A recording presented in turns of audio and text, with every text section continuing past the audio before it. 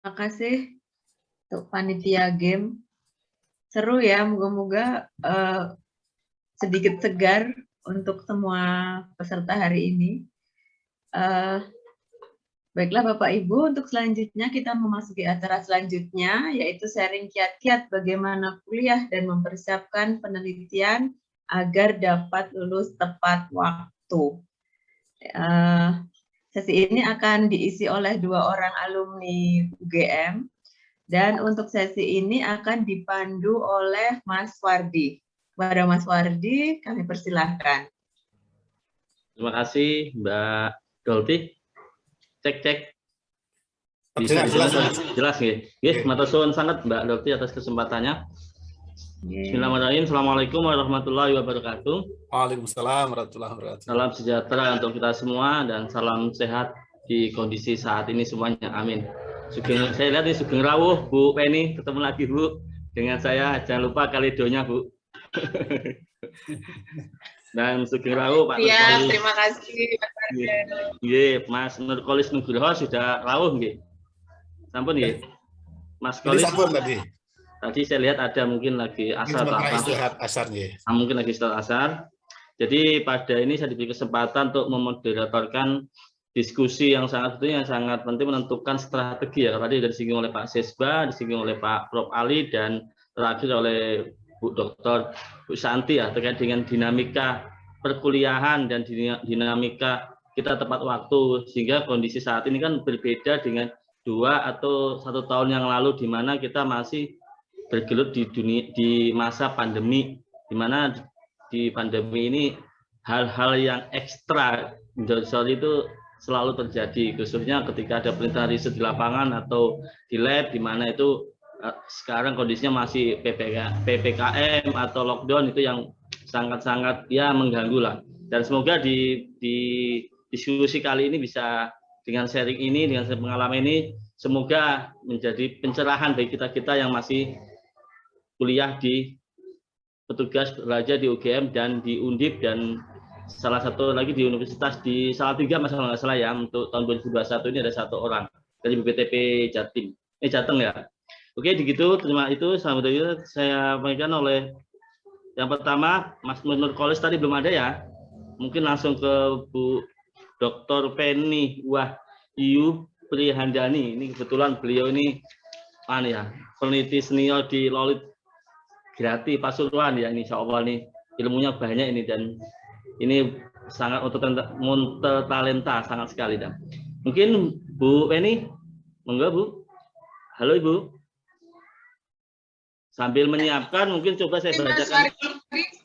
Sambil menyiapkan materi yang akan didiskusikan, saya bacakan dulu Bu ya, bacakan CV-nya Ibu. Jadi nama lengkap beliau adalah Dr. Penny Wahyu Prihandini SPT MP.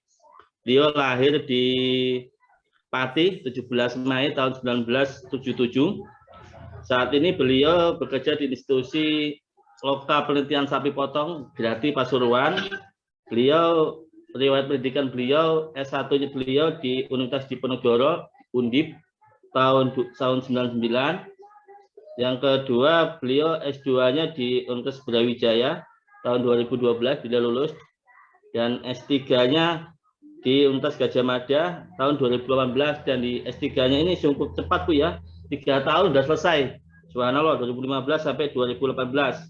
Dan di sini banyak banget yang tulisan-tulisan beliau, dan banyak banget ini takutnya memakan waktu ya Bu. Jadi kita persilakan waktu dan tempat untuk Bu Penny memberikan ujangan dan arahan terkait dengan ini Bu.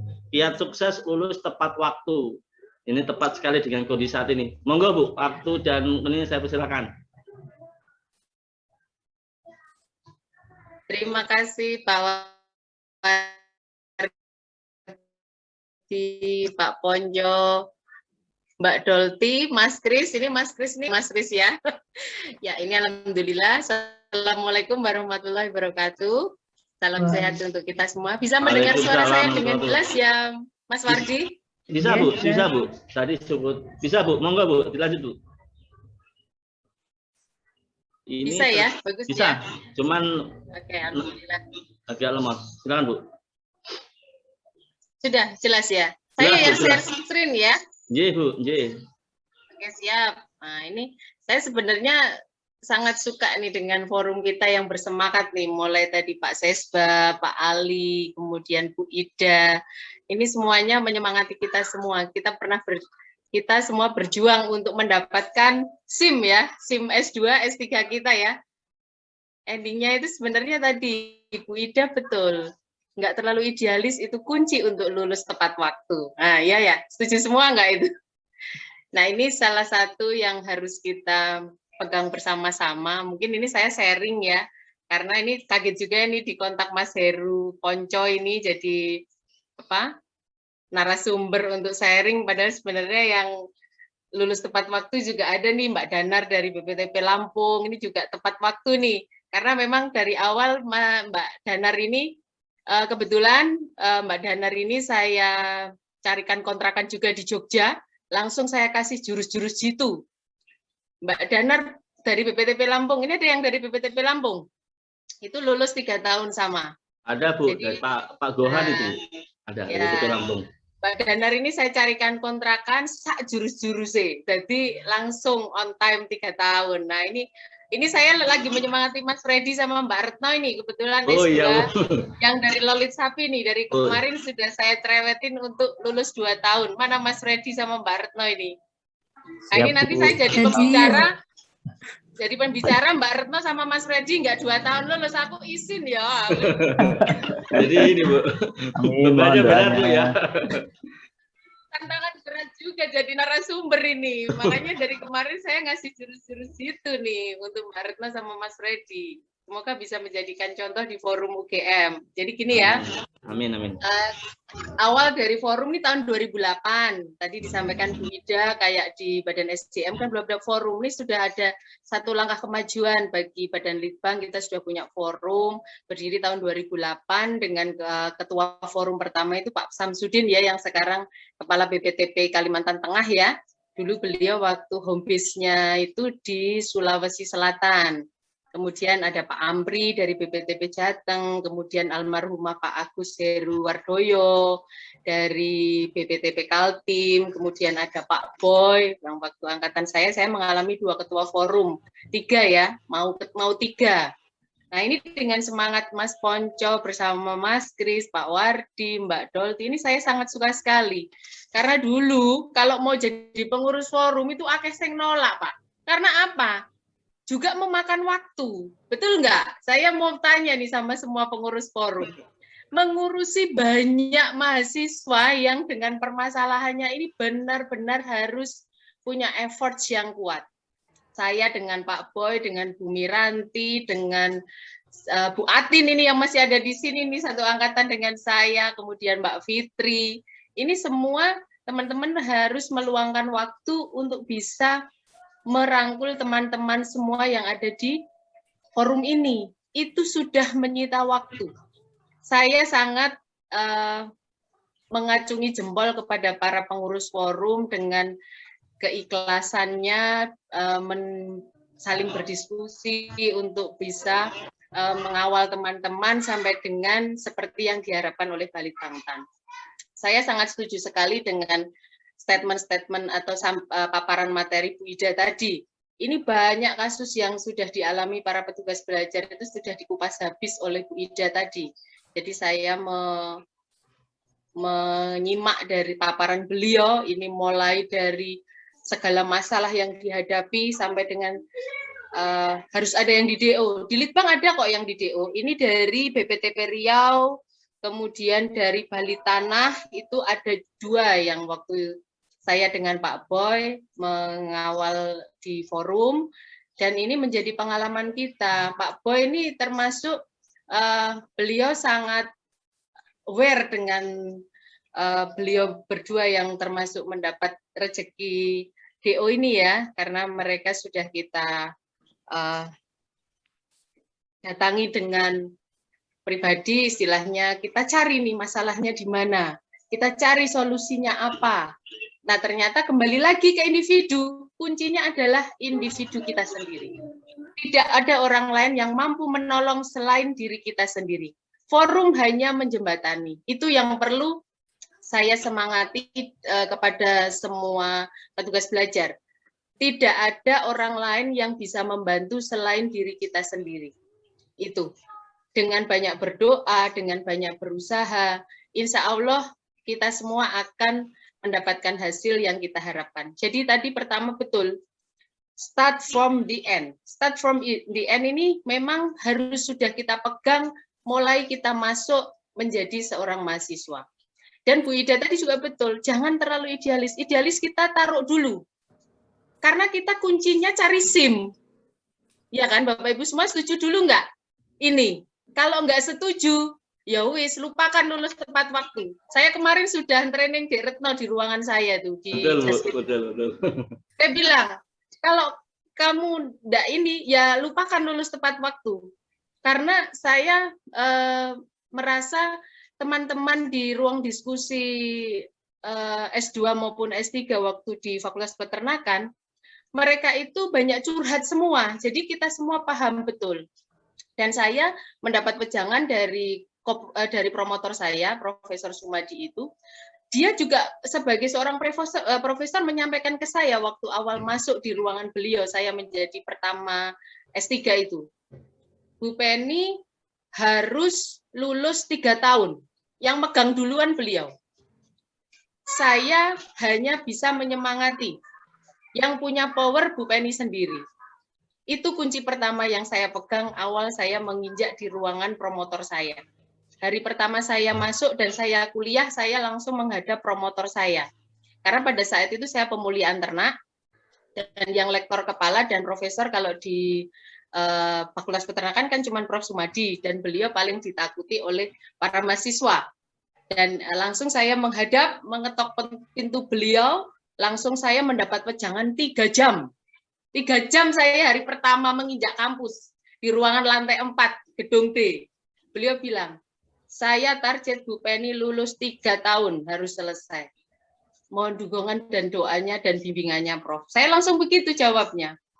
Dan saya punya kewajiban untuk bisa membuktikan bahwa saya mampu. Jadi kita semua harus punya kepercayaan, itu kunci dulu. Bu Ida saya sangat setuju sekali. Kalau kita tidak, jadi kita berangkat tidak punya rasa percaya diri, pulang aja dari sekarang. Kalau saya menyemangatinya saya gitu, pulang aja. Kalau enggak ya wis, lupakan lulus 2 tahun atau 3 tahun. Itu yang selalu saya semangati kepada, termasuk Mas Freddy sama Dik Retno, kemarin di kantor juga sudah saya briefing juga mereka. Dan saya sampai teleponkan pasca, gimana strategi untuk lulus 2 tahun untuk Fakultas Peternakan. Memang untuk pilihan yang paling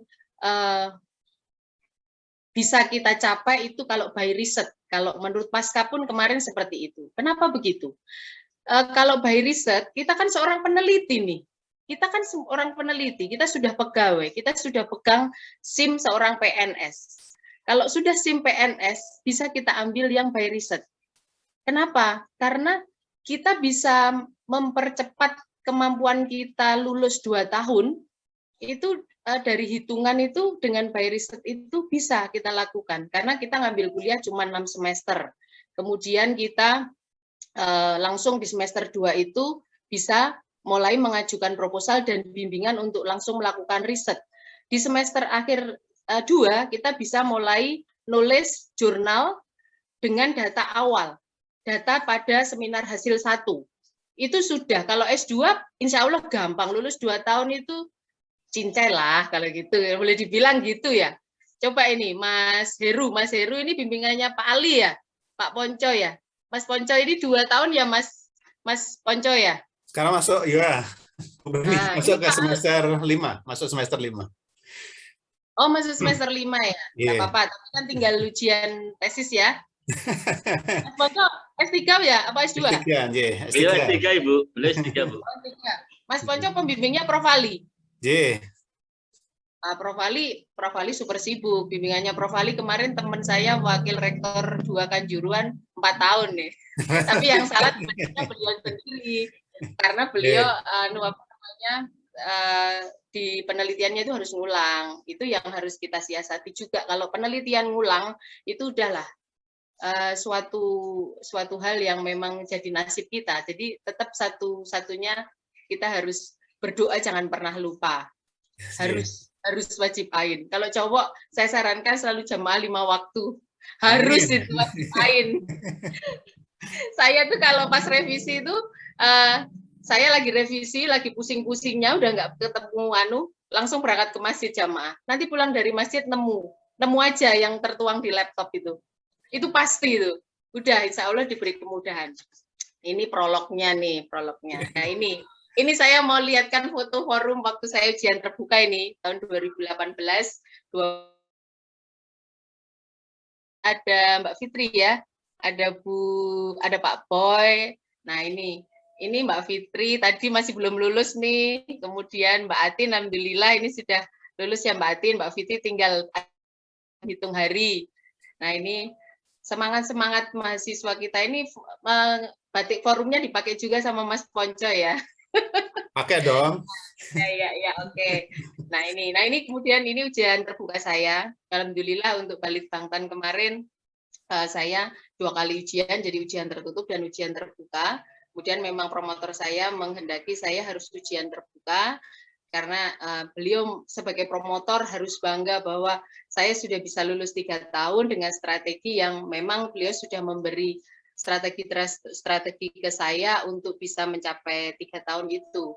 Jadi itu suatu kebanggaan beliau sebagai promotor saya. Promotor saya ini yang sebelahnya Prof. Ali, sebelah kanannya. Ini beliau Prof. Sumadi, kemudian sebelah kiri adalah penguji saya, Prof. Ismaya. Nah ini, jadi saya kemarin di waktu ujian terbuka harus menghadapi 10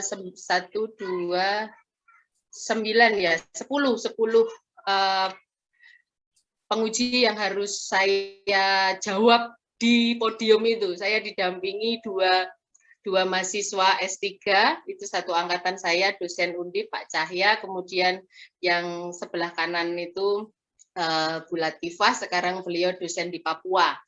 Ini salah satu kebanggaan saya juga sebagai mahasiswa Balitbangtan bisa melakukan ujian terbuka. Mungkin kalau di UGM tidak semua ujian terbuka, tapi kalau di IPB sepertinya harus ujian terbuka semua ya. Ya, itu sharing pengalaman saya supaya menyemangati teman-teman. Jadi kita di sini tidak sombong, tetapi ini sharing dalam artian supaya semua teman yang ada di forum UGM ini bisa membuat satu model. Saya ini harus 2 tahun, ini saya harus 3 tahun. Nah, strateginya seperti apa?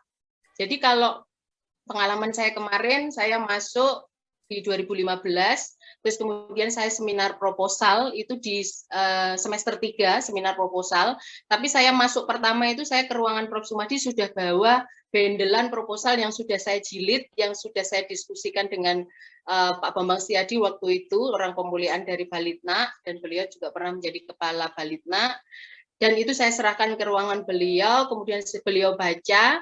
Kemudian saya diminta untuk memilih promotor di ruang pasca. Waktu itu Prof. Budi yang menjadi ketua pasca S3. Dan saya dikasih pembimbing 2 kopromotor, yaitu Bu Rani dengan Prof. Gede. Nah ini langsung sama beliau saya langsung disuruh sering diskusi. Jadi saya setiap kalau di kampus saya tidak malu-malu untuk menghadap ke ruang beliau. Jadi saya di minggu-minggu keempat itu saya bisa mempertemukan ketiga promotor atau kopromotor yang dipilih oleh fakultas tadi untuk duduk bareng. Ini proposal saya seperti ini, mohon masukannya. Itu sudah saya kerjakan di semester 1 itu. Tapi secara resmi seminar proposal saya di semester 3 setelah benar-benar mata kuliah saya habis. Itu pun saya ngambil mata kuliah 2 semester. Itu di semester 1 saya ngambil 6 SKS dan semester 2 saya ngambil 6 SKS karena jatahnya 12 SKS. Jadi kalau S2 saya sarankan 1 semester itu habiskan untuk kuliah. Jangan ngambil lagi di semester 2. Tidak akan mungkin kalian lulus 2 tahun. Berat. Saya mengalami sendiri kemarin waktu Monef, teman-teman di Fakultas Peternakan, ini saya bicara peternakan ya, mungkin kalau pertanian harusnya Mas Heru mungkin bisa sharing dengan narasumber itu ada per fakultas mungkin ya. Jadi kayak pertanian bisa Mbak Danar itu kan 3 tahun, peternakan mungkin aja kesulitan di pertanian itu tidak seperti di peternakan. Jadi semakin teman-teman itu punya bayangan, oh ini kalau fakultas ini tuh seperti ini, kalau peternakan seperti ini, menyiasatinya seperti ini. Nah itu. Jadi pada semester 1 itu sudah ketemuan nih, kita udah ngadep ke ruangan, Pak, bisa nggak ini hari ini kita ketemu bertiga. Tapi promotor itu memang yang sudah kita itik-itik dulu, Pak, bisa nggak kita Bapak memberi info dulu ke para kopromotor itu supaya menyampaikan sebelum saya menghadap. Saya biasanya gitu. Terus akhirnya Prof. Sumadi, oke, kita ketemu yuk di ruang diskusi. Udah. Oh ya Ibu, ini ada masukan ini. Nanti pada saat kita ngambil mata kuliah, kita sambil diskusi tentang proposal kita. Sama kalau kita bikin ROPP lah. Kalau di kegiatan penelitian itu kan ROPP kan kita buat setiap tahun. Jadi kita bisa diskusi nih semester 1. Wajib ain. Jangan malu untuk ketemu promotor. Anggap promotor itu sebagai rekan kerja kita. Tetapi kita tetap menghormati beliau sebagai orang tua kita. Itu kuncinya. Kalau kita sudah takut ketemu promotor, jangan harap lulus 2 tahun atau 3 tahun. Sudah, lupakan itu. Lupakan. Jadi kalau dulu Prof. Sumadi, itu saya harus duduk di lab pemuliaan tiap hari. Kalau beliau kuliah atau ngasih kuliah, saya harus mendampingi di ruang kuliah. Saya harus membantu ngoreksi anak bimbingnya yang ada di loker beliau. Itu harus itu. Itu saya kerjakan. Jadi beliau, Bu Penny ini ada koreksian 3, Bu Penny bantu koreksi. Kadang saya kalau udah koreksi kan kadang kita juga ini ya, capek juga ya. Kadang ada anak-anak S2 itu yang di asisten pemuliaan itu, bantu Bu, bisa kita bantu. Udah ayo bantu nanti Bu Penny finalisasi gitu. Tinggal nanti serahkan ke Prof. Sumadi. Biasanya yang saya alami seperti itu. Jadi kunci keduanya, jangan pernah takut menghadap ke pembimbing kita. Kalau bisa tiap hari setor muka. Kuncinya, wis ngene wis, nek pacare gak ketemu bendino, gimana mau jatuh cinta? Gitu loh. Maksudnya kuncinya pakai itu. Lah piye witing tresno saka kulino ojo sampai kita itu kan jawab sampai ghosting Bu ya. Gitu ya. Itu pakai aja yang ya. Sekarang mungkin pandemi ya, kasusnya beda lagi ya. Kalau pandemi ya kita jangan sungkan-sungkan untuk mengkontak beliau. Ada kok beberapa dosen seperti Pak Panjono, ini dosennya pembimbingnya Mas Freddy ya. Ini info, kemarin kan saya baru pulang dari pemulihan juga hari Jumat kemarin. Itu Pak Panjono itu membuka untuk tatap muka. Jadi kalau bisa selalu nongkrong di lab produksi.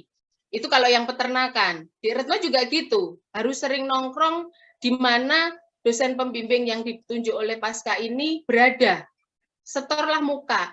Kampus masih nggak terlalu ketat kok. Itu kemarin anak-anak banyak juga kok yang nongkrong di sana.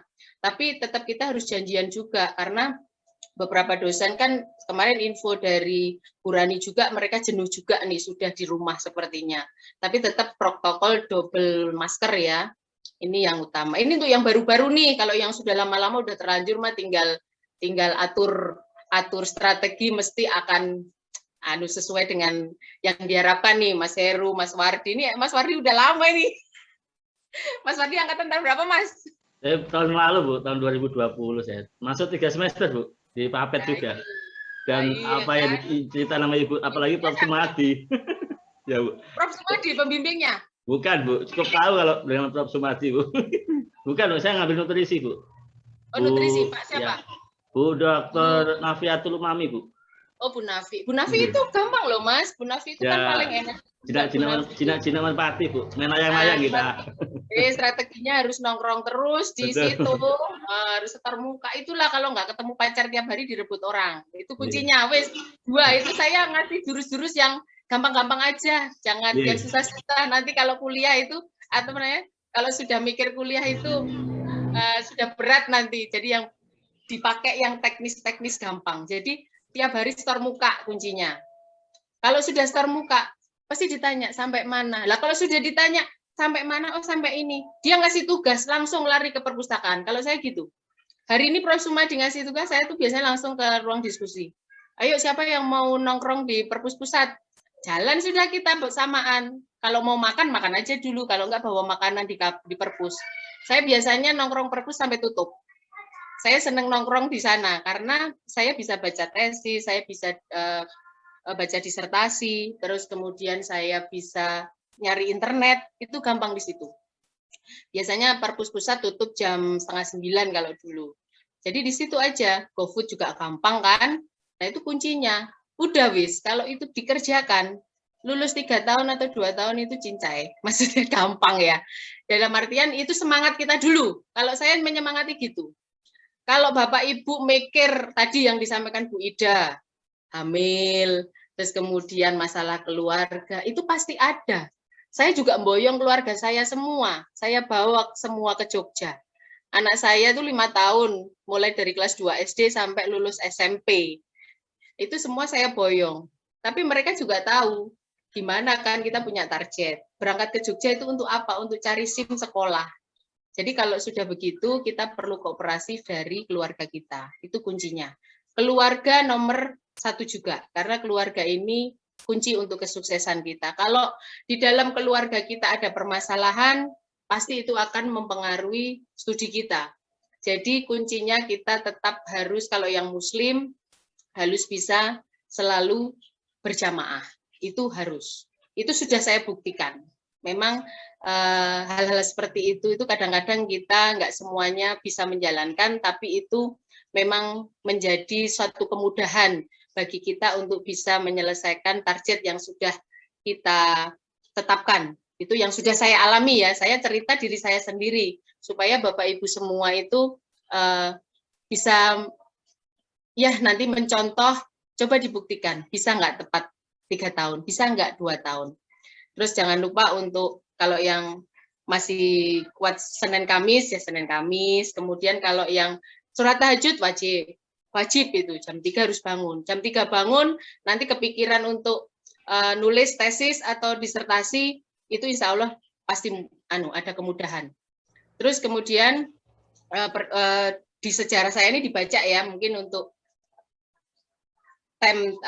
masa studi penyelesaian saya ini seperti ini. Jadi untuk tanggal ujian kompre itu saya juga di semester 3, kemudian saya penelitian 1 tahun, saya di Madura 1 tahun, menggunakan responden sekitar 2.593 responden. Kemudian saya harus tiap hari itu ke RPH mulai jam 1 pagi sampai saya harus mengirim daging ke pasar itu sampai jam 6 pagi. Itu penelitian saya hampir 1 tahun, dan saya juga menggunakan data pembanding yang dari Lolit Sapi. Ini juga kemudahan juga, karena teman-teman tadi yang disampaikan Bu Ida betul. Kalau penelitian, kalau bisa nebeng di kantor, seperti di Lolit Sapi, Dek Retno sama Mas Freddy bisa nebeng dari kantor. Kalau Bapak Ibu semua bisa nebeng dari kantor, itu akan lebih gampang. Karena apa? Kita bisa nyempil dari ROPP yang ada di kegiatan kantor itu akan memperpendek masa kita penelitian, dan biaya juga akan mempermudah atau meringankan biaya kita. Itu saya setuju sekali dengan Bu Ida tadi. Jadi kalau Bapak Ibu semua mandiri, biasanya ya itu tadi, kalau kesulitan biaya, ya kalau punya tabungan, ya kalau keluarganya, istrinya bekerja, biasanya yang laki-laki ya. Nah ini anaknya 4, istrinya ndak kerja, beasiswa tuh kini medun. Lah wes rande duit kok nek penelitian susah kan, akhirnya berhenti lagi.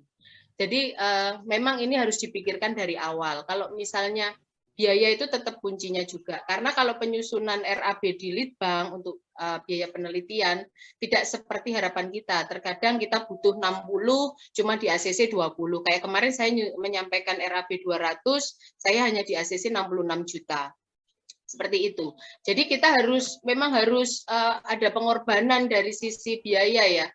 Karena salah satu kunci jalannya riset kita memang di biaya, sama dengan kita membuat proposal penelitian yang anggaran DIPA, itu terkait dengan penelitian.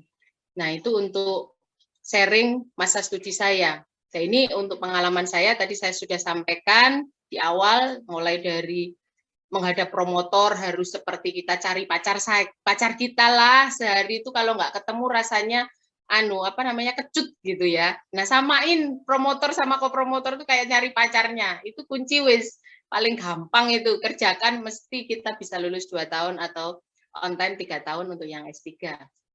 Nah, ini saya untuk semua mata kuliah saya dapat nilainya A. Nah, ini juga merupakan salah satu strategi juga. Jadi kalau kita mengikuti perkuliahan, kita kan sudah kerja nih.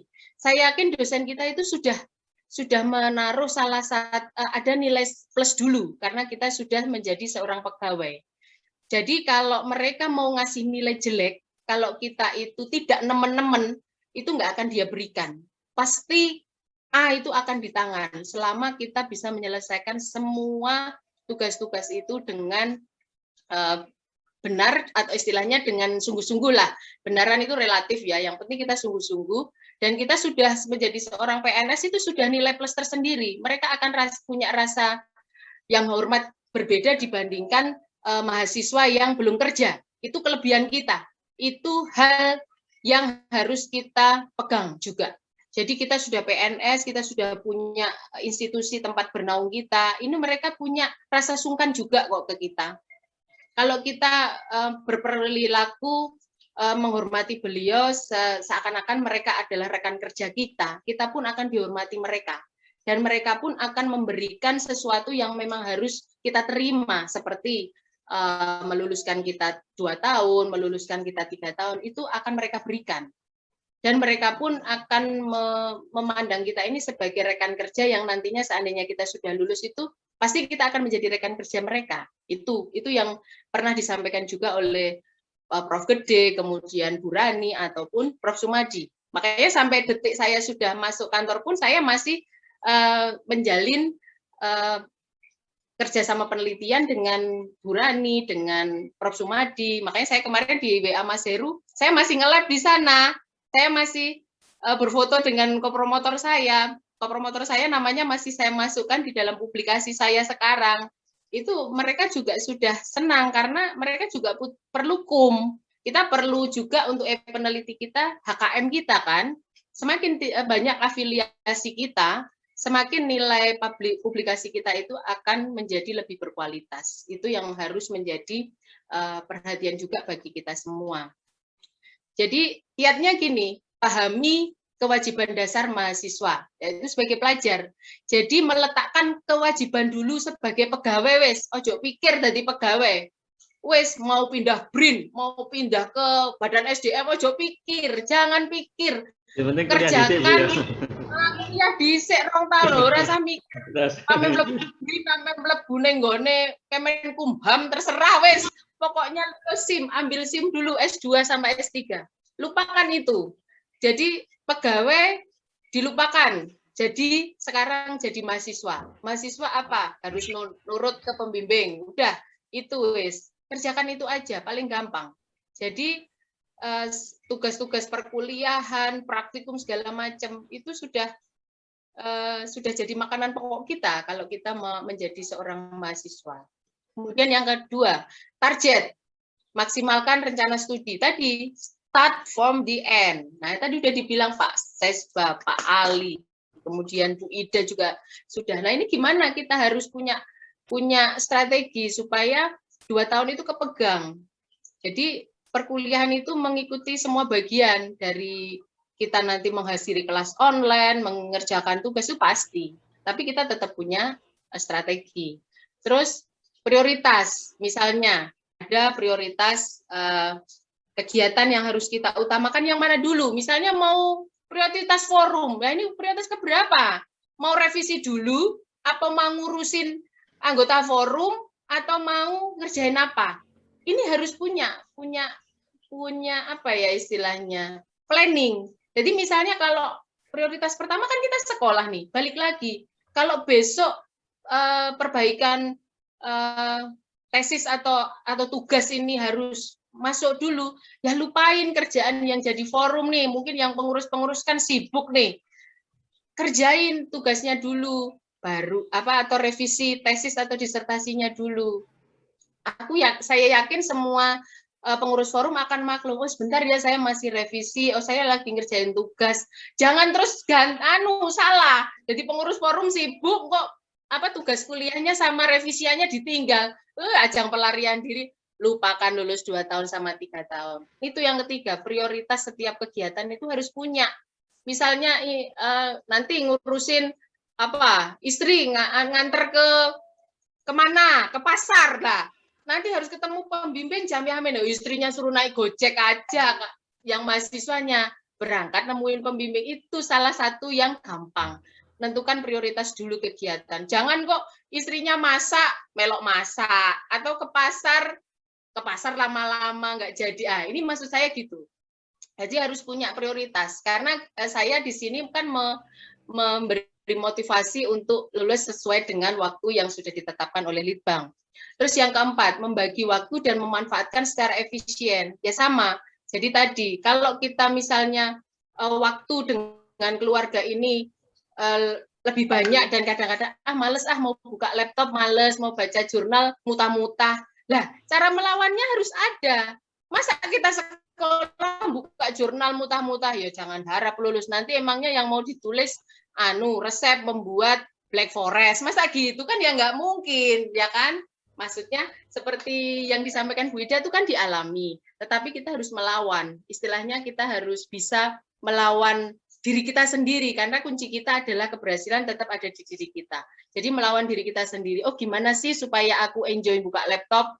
Oh kita berangkat di McD misalnya, nongkrong di McD, beli kopi, lihat cewek cantik. Kalau yang bapak-bapak sambil buka laptop, tadi jangan lama-lama lihat cewek cantiknya, tetap ngerjain. Nah, nanti kalau sudah punya ide, dilanjutin lagi. Kan revisi kadang-kadang juga susah. Pembimbing, saya paling pusing tuh kalau ngadukkan antara promotor, kopromotor 1 dan 2. Sampai saya kalau bimbingan itu saya rekam. Jadi saya rekam. Jadi rekaman pembimbing itu saya semua ada. Jadi Bapak Ibu jangan lupa, kalau bimbingan harus direkam. Rekam pakai HP yang suara. Itu sangat membantu sekali. Karena selama saya bimbingan, itu antara maunya Prof. Sumadi, maunya Prof. Gede, maunya Bu Rani, tidak ada yang sama. Saya harus mempertemukan revisi dari ketiga orang ini, di mana ketiganya bisa menerima. Dan kita manusia sifatnya lupa. Saya sendiri orangnya pelupa. Jadi saya kalau menghadap mulai ketok pintu Prof. Sumadi, saya sudah nyalakan rekod saya, HP. Jadi HP saya itu full dengan rekaman selama bimbingan. Saya taruh di meja supaya nggak kelihatan ya saya merekam itu. Sudah saya rekam dari mulai mengetuk pintu, saya rekam, saya taruh di meja, tapi saya matikan layarnya. Nanti kalau sudah, saya dengerin semua. Dari Prof. Gede begini, dari Pak Sumadi begini, dari Bu Rani segini. Lah, itu bisa menjadi gaman kita. Itu saya alami sendiri waktu dengan Bu Rani. Bu Rani lama ke Korea 3 bulan. Beliau lupa kalau dia sudah menyuruh A. Sudah saya rekam kan, beliau nggak tahu. Setelah itu beliau ngengkel. Bu ini nggak bisa nih loh. Ini kan kemarin dari Ibu yang minta revisi ini. Kenapa Ibu berubah lagi? Saya sering serang begitu. Akhirnya, loh mana buktinya? Tak setelkan rekamannya. Beliau malu. Istilahnya gini, oh iya ya, berarti saya, oh ya Bu maaf Bu, karena saya membimbing 20 mahasiswa. Kemampuan otak saya untuk mengingat-ingat semua mahasiswa dengan judul penelitiannya itu juga ada keterbatasan. Bapak Ibu punya senjata, itu saya alami sendiri. Saya mengalami bimbingan dengan pembimbing yang dengan banyak mahasiswa yang dia bimbing, itu sebatas mana sih kemampuan dosen untuk mengingat semua disertasi dan tesisnya mahasiswa. Bayangkan kalau kita sebagai dosen, dengan permasalahan keluarga, dengan permasalahan dirinya sendiri, masa dia ingat semua yang kemarin dia bilang waktu kita bimbingan? Nonsen. Dari gaman saya untuk menghadap, saya play lagi rekaman itu. Itu salah satu kunci kiat saya waktu itu. Jadi kita mohon maaf Bu, kemarin saya ngerekam Bu, jadi ini bisa oh iya ya, saya yang lupa ya, dia malu sendiri. Akhirnya beliau akan belajar untuk bisa konsisten pada saat membimbing saya, karena istilahnya kan nggak salah kita ngerekam, memang kita perlu bimbingan dari beliau kok. kita nggak akan salah, istilahnya beliau malah justru berarti ini mahasiswa ini benar-benar punya semangat untuk memperbaiki gitu loh. Itu nilai plus juga dari para pembimbing kita untuk kita. Kemudian yang kelima, menghadapi dan menyelesaikan tugas akhir ini sesuai dengan waktu yang sudah ditentukan di SKS itu. Jadi itu kuncinya, mulai merekam waktu bimbingan. Kalau cuman mencatat ya, saya pengalaman mencatat, pada saat saya nyatet tahu, tapi saya baca lagi 2 minggu, lupa. Pasti. Jadi saya nyatet ngasih steno, ini tak panah-panah gitu. Loh, iki wingi apa ya kok lali? Nah, kalau sudah punya rekamannya, record suaranya HP, Bapak tinggal play, bimbingan tanggal ini. Oh, nanti langsung bongkar otak semua nih. Oh, kemarin mintanya dosen ini asosiasi antara genotype ini studi referennya cari ini, baca jurnalnya ini, keluar semua. Berarti kita bisa berdiri lagi, roh kita itu di waktu-waktu kita merekod bimbingan itu. Itu yang saya alami. Sampai saya tuh nggak ngerti itu, saya di mobil sambil nyopir, rekaman itu tak masukin speakernya mobil, sampai saya bisa menemukan jawaban atas revisi yang diberikan oleh pembimbing saya. Sampai suami sama anak saya gini, Mama ini nggak nyetel musik, nyetel bimbingannya sama dosen. Bosen. Itu anak saya komen gitu. Di mobil sama-sama itu. Karena pada saat itu saya nggak punya ide, ini harus saya revisi apa, maunya mereka apa gitu. Karena kita harus mengikuti. Kalau kita nggak ngikuti, mereka nggak mau tanda tangan, pasti nggak mau tanda tangan mereka. Itu kunci dari saya, yang paling mudah dan bisa dikerjakan untuk para mahasiswa yang akan melakukan menginjakkan studi di 2001 ini. Nah, tips memotivasi dan menyelesaikan tugas belajar. Can do spirit. Jadi melakukan sesuatu itu dengan semangat dulu. Kalau diminta 7, berikan 9. Diminta selesai lusa, tuntaskan besok. Nah, setiap dapat tugas, perlakukan itu sebagai ujian dan bertekad harus memperoleh nilai A. Bergaul dengan teman-teman yang senang belajar. Bergaul dengan orang-orang yang optimis. Itu kenapa saya kerjakan itu di ruang diskusi, itu kalau di ruang diskusi S2 dan S3. Mereka itu yang kelihatan, mana yang semangat pengen selesai cepat, mana yang hanya, oh enggak nanti aku mau nongkrong dulu beli anu, enggak mau dia, ayo ke perpus, siapa yang mau ini? Bareng-bareng kita perpus. Nah ini tipsnya. Tips-tips ini memang kembali lagi kepada diri kita. Kalau diri kita sudah punya semangat sendiri, insya Allah Litbang dengan keinginannya untuk lulus sesuai masa studi yang diharapkan akan tercapai. Nah, bahan renungan saja, kalau barang siapa bertakwa kepada Allah, nescaya dia akan mengadakan baginya jalan keluar dan memberikan rezeki dari arah yang tidak disangka. Kalau kira diberi kemudahan, itu salah satu rezeki juga. Contoh, kita diberi kemudahan, misalnya kayak pembimbing Prof. Sumadi. Siapa yang nggak kenal Prof. Sumadi? Beliau paling killer, nggak ada mahasiswa yang dikasih A, semua dikasih D pada masa itu. Semua mahasiswa, kalau saya pas seminar hasil atau kompre, sampai anak-anak kalau saya keluar dari ruangan, anak-anak tuh gini, Bu, Prof. Sumadi itu dikasih apa sama Ibu? Kok mesti bisa mendefend di ruangan ujian itu kayak gitu? Misalnya saya mati kutu dengan pertanyaan dari para penguji ataupun yang lain. Itu justru yang mengklarifikasi adalah promotor saya. Padahal kalau dengan mahasiswa lain, beliau nggak bisa seperti itu. Nah, ini mungkin saja ada kelembutan hati yang mungkin ini hidayah, salah satu hidayah dari Allah yang bisa kita terima di saat kita mengalami kesulitan. Kemudian, maka apabila telah selesai dari suatu urusan, kerjakanlah dengan sungguh-sungguh urusan yang lain, dan hanya Allah ya yang hendaknya kamu berharap. Itu satu kunci yang bahan renungan kita supaya kita bisa tepat waktu dalam menyelesaikan studi.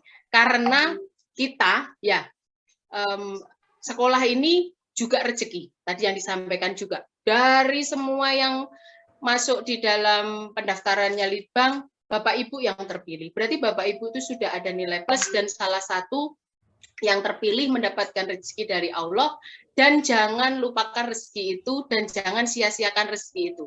Percaya pada diri sendiri untuk bisa memberikan yang terbaik yang sudah dipercayakan oleh Litbang kepada Bapak Ibu semua. Saya sendiri mengalami kalau kita menjadi sesuatu yang terbaik, insya Allah segala kemudahan itu pasti akan diberikan oleh Allah. Itu yang sudah saya alami, sehingga sharing seperti ini Bapak Ibu semua bisa merasakanlah kalau memang nanti Bapak Ibu mengalami sesuatu yang tadi sudah disampaikan oleh Bu Ida, kemudian yang sudah disampaikan oleh Pak Haris ataupun Pak Ali, itu bisa dirasakan sendiri. Kalau sudah kembali sama yang maha atas semua yang ada di alam semesta ini, insya Allah semua diberi kemudahan. Itu saja dari saya, terima kasih. Semangat belajar, semoga sukses untuk kita semua. Assalamualaikum warahmatullahi wabarakatuh. Terima kasih Pak War. Waalaikumsalam warahmatullahi wabarakatuh. Terima kasih kepada Ibu Penny. Menarik Bu ya, luar biasa, banyak trik dan langkah-langkah jitu untuk kearifan lokal yang ada di UGM, Bu. Saya bilang kearifan lokal, Bu ya, karena UGM berbeda dengan yang lain. Oke, lanjut lagi ke pembicara selanjutnya. Di sini akan ada Pak Nurkolis Nugroho. Beliau salah satu alumni yang sudah selesai, kalau nggak salah selesai tahun ini Pak ya. Mohon izin saya bacakan profil singkat beliau sambil beliau menyiapkan PPT yang akan dipresentasikan. Nama lengkap beliau adalah Nurkolis Nugroho, SP MSc. Tempat tanggal lahir beliau di Bantul, 25 Januari tahun 1986. Saat ini beliau berasal dari instansi Balai Besar Penelitian Tanaman Padi Subang, Pak ya. Sukamandi ya. Dan alamat beliau adalah di Komplek Perumahan BB Padi, Jalan Raya 12, Sukamandi, Subang.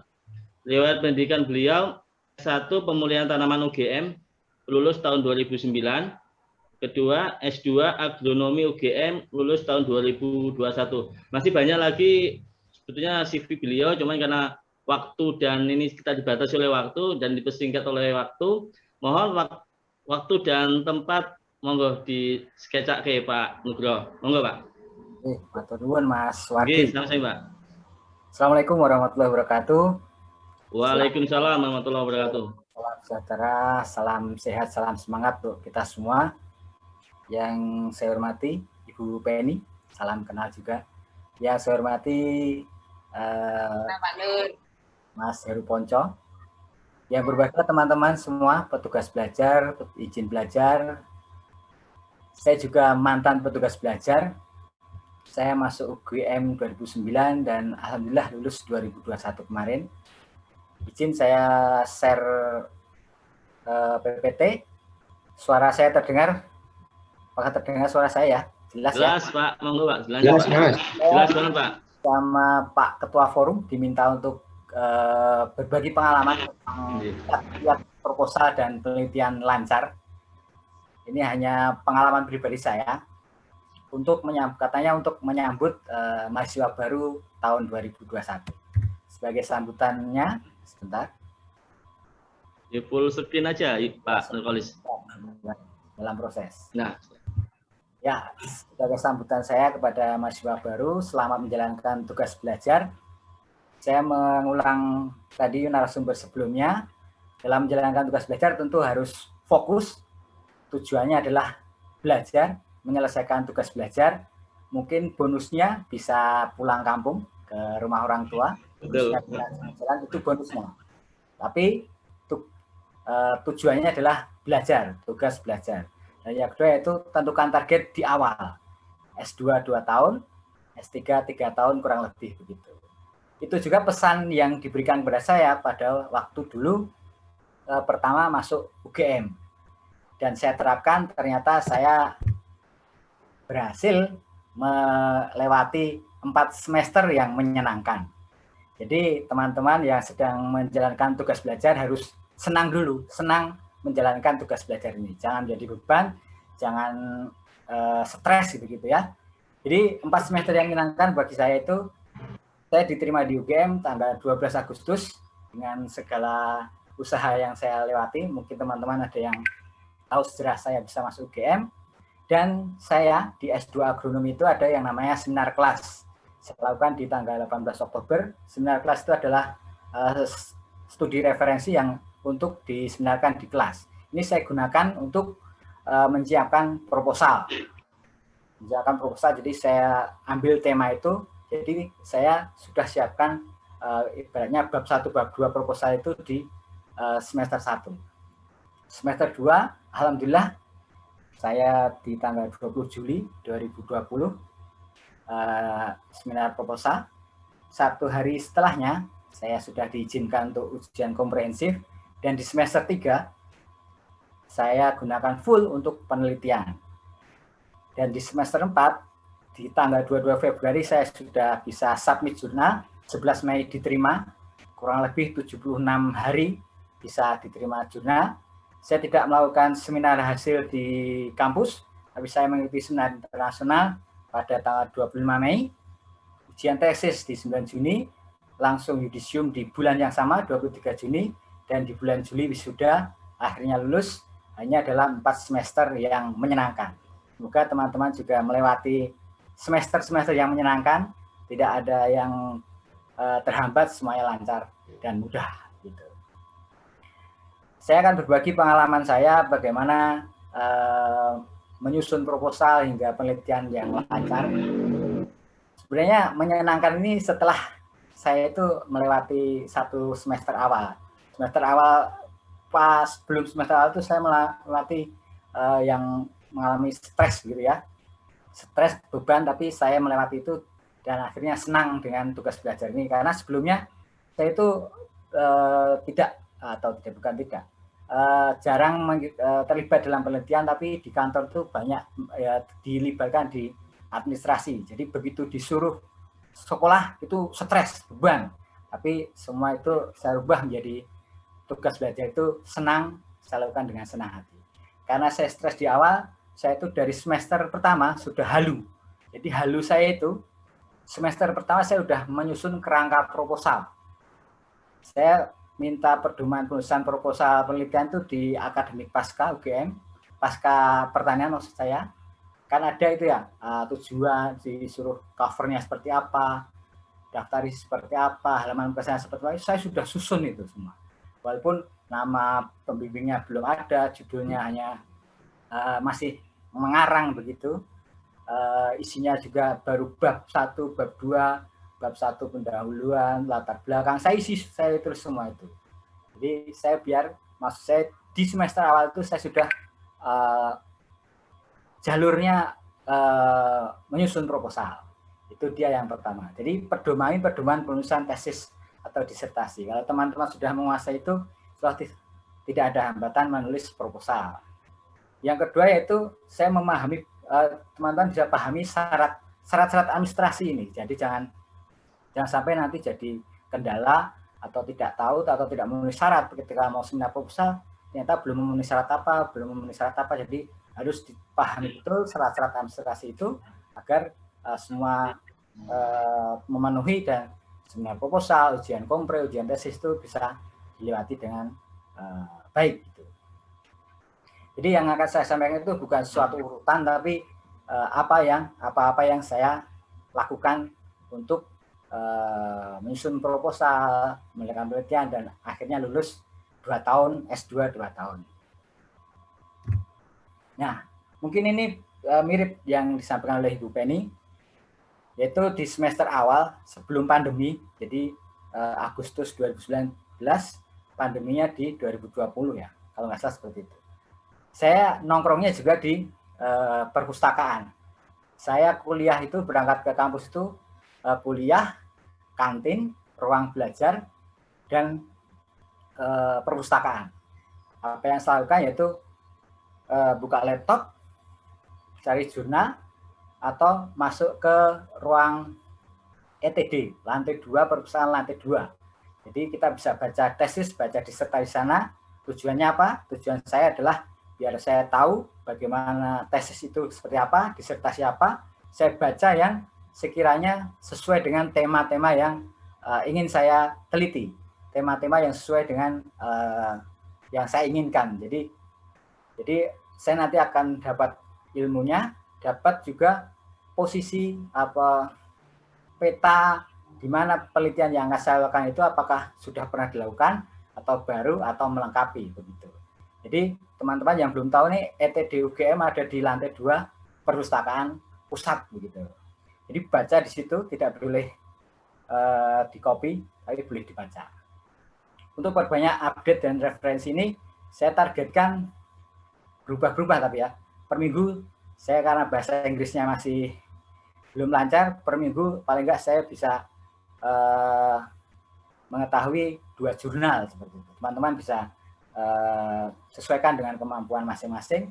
Dan ini yang perlu juga dilakukan, referensi-referensi yang kita peroleh itu harus bisa disimpan dalam folder khusus, dikelompokkan, dan juga di rename. Jadi jangan kita dapat nih misalnya referensi yang bagus, wah bagus referensinya nih, download dulu. Begitu mau kita sitir, ternyata aduh jurnal apa tadi judulnya. Jadi bisa di rename sesuai dengan yang ingin kita pahami, judulnya jelas. Jadi ketika kita mau nyari lagi, nanti kita cepat, jadi tidak membuang waktu ketika mau nyari jurnal apa atau file dengan nama apa. Jadi repositorinya harus bagus, filingnya harus bagus di referensi ini. Ini yang saya lakukan seperti itu.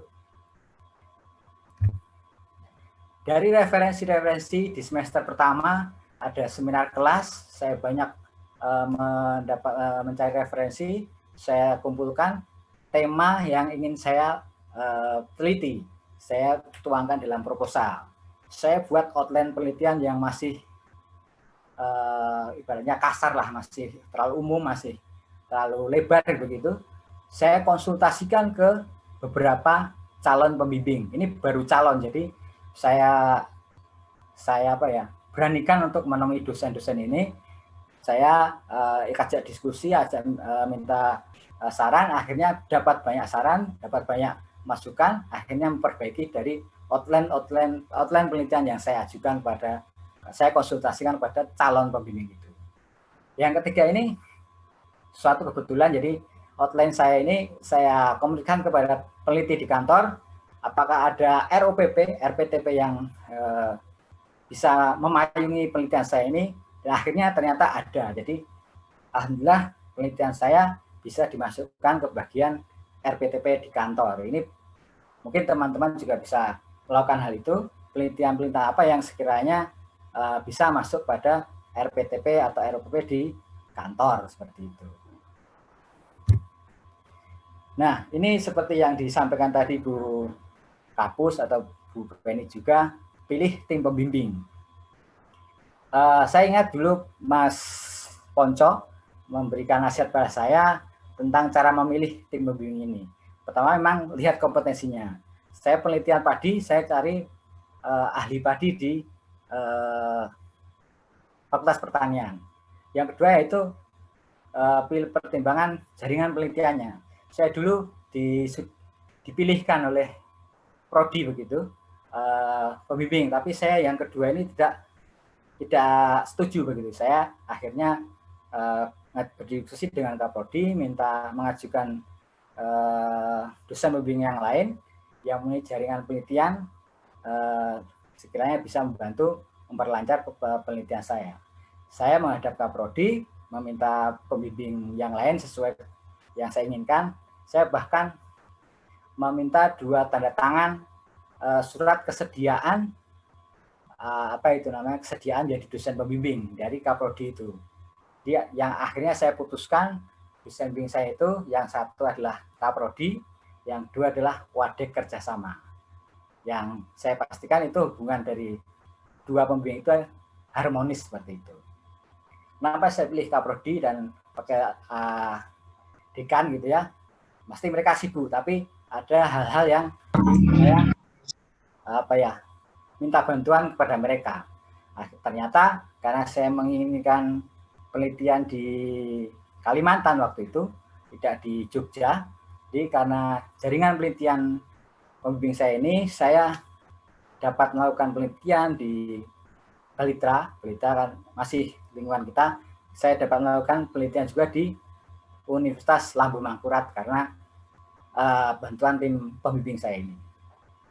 Yang keempat yaitu kenali cara komunikasi masing-masing pembimbing ini. Seperti yang dibilang Bu Penny tadi, kita harus sering nongol kalau sering menghadap, sering apa kalau tatap muka. Dan pas saya konsultasi ini pas waktu pandemi, jadi kebetulan pembimbing saya ini berkenan untuk membuat semacam WA group gitu.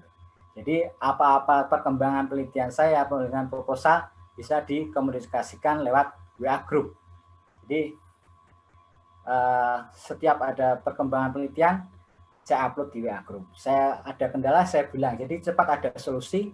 Jadi penelitian saya tidak ada kendala yang berarti. Komunikasi yang lain karena di email ya, semuanya di email, tidak ada tatap muka, tidak ngeprint, tidak ada coret-coret. Saya pastikan saya itu mencoba mengimbangi kecepatan dari revisi yang diberikan dosen. Dosen saya itu maksimal 2 minggu mengembalikan revisi atau memberikan koreksi. Saya mengimbangi kecepatan dari dosen itu memberikan revisi. Dosen 2 minggu kembalikan, sebisa mungkin saya tidak lebih dari 1 minggu saya kembalikan lagi. Kembalikan lagi 2 minggu, 2 minggu kembalikan lagi. Seperti itu terus. Pada suatu saat saya lebih dari 2 minggu mengembalikan revisian saya. Dan justru yang menanyakan itu dosennya. Mas, kenapa lama koreksinya? Katanya begitu. Jadi hubungan komunikasi dengan dosen ini harus benar-benar dijaga begitu. Bisa, kalau saya ini bisa ada komunikasi lewat WA group, ada pembimbing, ada saya sendiri.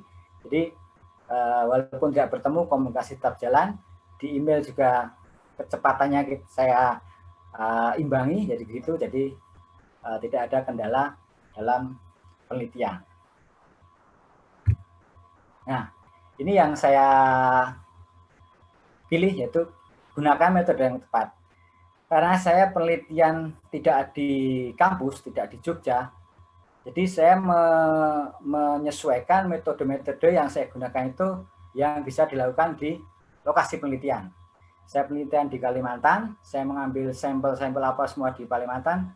Penelitian bisa dilakukan alat-alat apa yang ada di lokasi penelitian. Jadi dalam pas penelitian ini karena pandemi, kekurangan yang saya rasakan mungkin sempat jadi kendala, tapi saya bisa mengatasi, yaitu ketika semester 2 tidak ada kuliah, tidak ada praktikum, penguasaan alat, penguasaan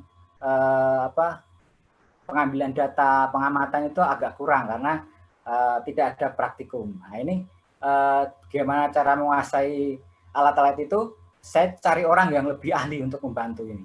Jadi sebelum saya berangkat ke Kalimantan, saya cari orang itu, saya minta diajari. Saya berangkat ke Kalimantan, saya cari atas rekomendasi dosen bimbing saya itu, dosen yang di Universitas Lambung Mangkurat, saya temui, alatnya ada, saya bisa pengamatan di Kalimantan seperti itu. Jadi kuasai cara pengambilan data, sesuaikan metode, dan cari orang yang bisa membantu pekerjaan kita. Itu yang saya lakukan saat penelitian. Yang saya lakukan setelahnya mungkin berkaitan dengan tadi, yaitu identifikasi sumber daya yang mendukung dari penelitian kita. Di mana pengamatan bisa dilakukan? Saya di Kalimantan, saya bisa melakukan pengamatan di mana? Laboratorium Balitra bisa. Laboratorium Universitas Lambung Mangkurat saya lakukan di sana. Jadi di mana alat itu ada, laboratorium bisa pengamatan, saya identifikasi dulu sebelum berangkat ke lokasi penelitian. Adakah yang dapat membantu pengamatan? Alhamdulillah, karena di Balitra itu ada teknisi, saya diizinkan divalidasi satu teknisi untuk membantu saya di Kalimantan. Jadi alhamdulillah tidak ada kendala yang saya hadapi ketika penelitian tidak di Jogja atau tidak di kampus seperti itu. Sebelum juga penelitian, kita harus kuasai yang namanya aplikasi analisis data. Teman-teman pakai apa? Pakai SAS atau pakai aplikasi yang lain, itu harus dikuasai. Jadi begitu nanti ada data-data penelitian bisa segera dikuasai seperti itu. Nah, ini dia. Seperti yang tadi sebelumnya Bu Penny juga menyebutkan, siapkan dana penelitian. Penelitian dari pribadi, Litbang atau Kementek Ristek Dikti atau yang mana atau proyek ROPP. Kalau dananya dari dua sumber, hindari double funding. Kalau dari lead bank, ini yang saya lakukan yaitu ajukan segera setelah proposal itu disetujui. Karena yang diajukan ke lead bank itu adalah proposal yang sudah ditandatangani oleh Dirjen Pembimbing, RAP yang juga sudah disetujui oleh, ditandatangani, diketahui oleh Kepala Balai, dan juga surat pengantar dari Balai secara berjenjang. Saya surat dari pengajuan sampai SPTJM itu 1 bulan, SPTJM sampai cair itu 1 bulan, jadi 2 bulan disetujui untuk dibayar begitu. Jadi kalau RAP-nya ya disesuaikan aja, diajukan sesuai kebutuhan. Urusan nanti cairnya berapa, asal kewajaran yang diajukan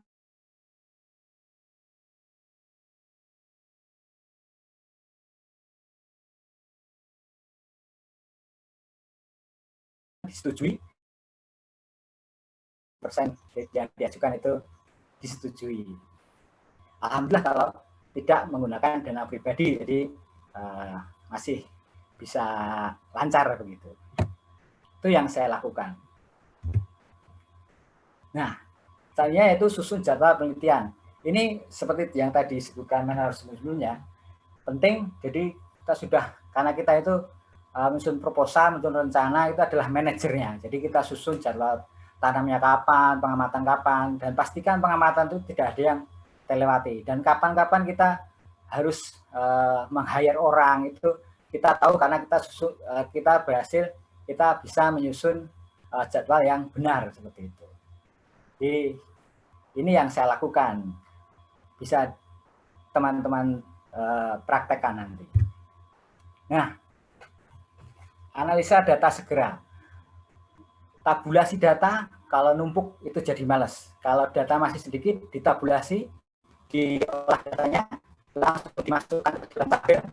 Itu lebih ringan. Itu salah satu yang saya dapatkan di kita. Jadi begitu ada data, langsung dianalisis, terus masukkan dalam tabel-tabel penyajian data. Walaupun belum semua segera gitu tabulasi data, analisis, kecuali data-data yang memang perlu analisis korelasi dan apa itu memang harus kumpul semuanya. Jadi walaupun belum ada data, saya sudah siapkan aplikasinya, sintaknya saya susun. Jadi begitu ada data, tabulasi, masukkan, running. Data masukkan, tidak menumpuk di akhir. Itu trik yang saya gunakan kemarin seperti itu. Jadi tidak menumpuk. Kalau menumpuk angka semua ibaratnya, teman-teman dapat angka ditumpuk di akhir, tabulasi aja itu udah pusing itu. Angkanya banyak, menumpuk semua pusing itu. Kalau dapat data segera itu lebih meringankan. Itu yang saya lakukan atas saran dari Pak Yiyi waktu itu, Yiyi Kabalitra. Nah, selesaikan.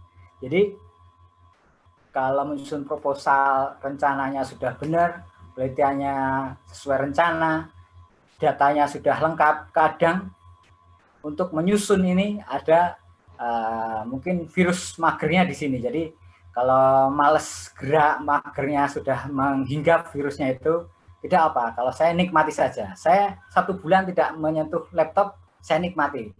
Tapi waktu itu gas lagi. Jadi virus mager itu di sini saya merasakan ketika data sudah dianalisis, sudah semua masuk ke tabel, tapi untuk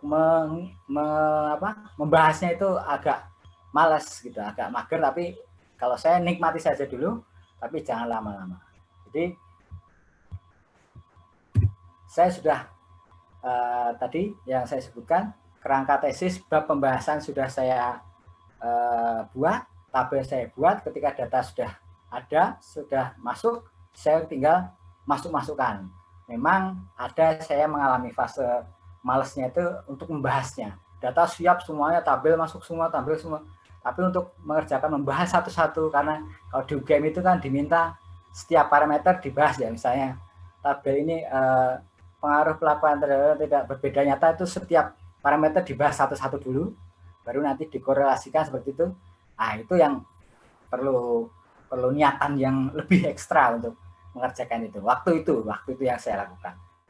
Dan untuk publikasi, pilah data. Teman-teman mau publikasi 1 publikasi, 2 publikasi, pilah data, atau hanya dari output dari penelitian itu 1 publikasi, dipilah-pilah, jangan sampai ada dua publikasi dengan data yang sama, nanti ada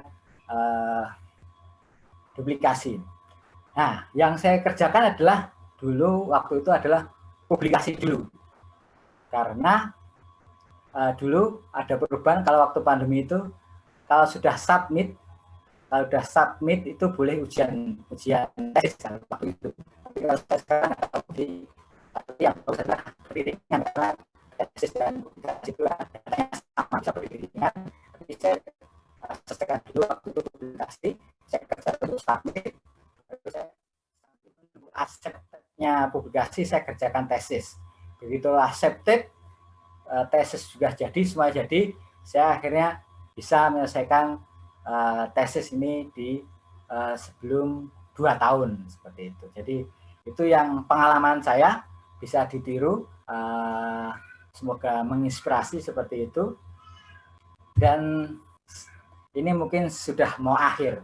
Saya berharap semoga teman-teman berhasil mengulang yang dibilang Bu Penny tadi.